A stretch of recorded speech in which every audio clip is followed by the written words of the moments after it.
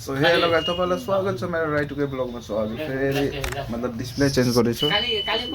C51 को अघि नै खुलेर आएको थियो मतलब अब यो चेक हुन्छ तपाईहरु हेर्दै गर्नु सो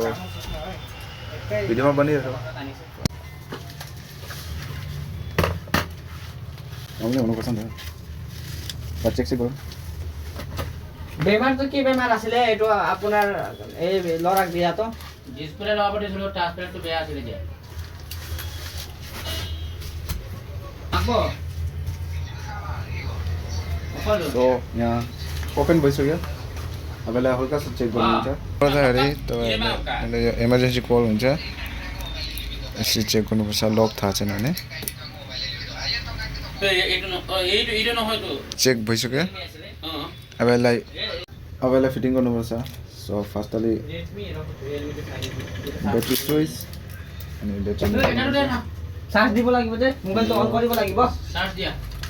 ফটাফট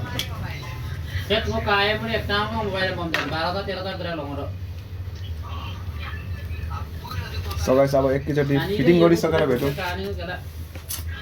स्लिप दिছিলে নাই सो गाइस अब फिटिङ भइसक्यो सिमको दोकान दाति त देखो न गाइस यसलाई अब यसरी लाबर बान्नुपर्छ लाबर बान्दैन भने अब यो चिकिँदैन मजाले बस्दैन अब यता मामाश्री तपाईहरुले मैले भने थिएँ गायब भएको मान्छे यही हो कहाँ गयो हामी तीनजना गोठालो थिए एटी मोबाइल तो बनाने यही मान्छेको है गोठालो चाहिँ हामी सफ्टवेयर मैंने न हो डिस्प्ले डिस्प्ले लगाइसो न त हामीसँग देख्थे लास्टमा एन्डिङमा देखेको यो ना अब के हेले भन्यो चाहिँ यो आइफोन हो मैं सफ्टवेयर पे होइगन नेकी ओ डिस्प्ले लगाले यो चाहिँ आइफोन 18 प्रो 18 प्रो हैन 19 प्रो मैक्स कार हातত দিছিলে এটো विथ स्विच बटन वाला হ্যাঁ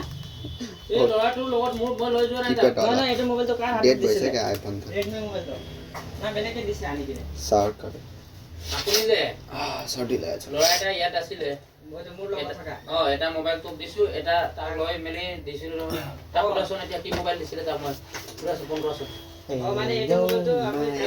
सो गाइस हैन आजको ब्लग यति नै हो मतलब ज्यादा लम्बा पनि बनाउँदिन किनकि सर्टमा बनाउँछु सो बाय बाय नेक्स्ट ब्लगमा भेटौँ सो बाय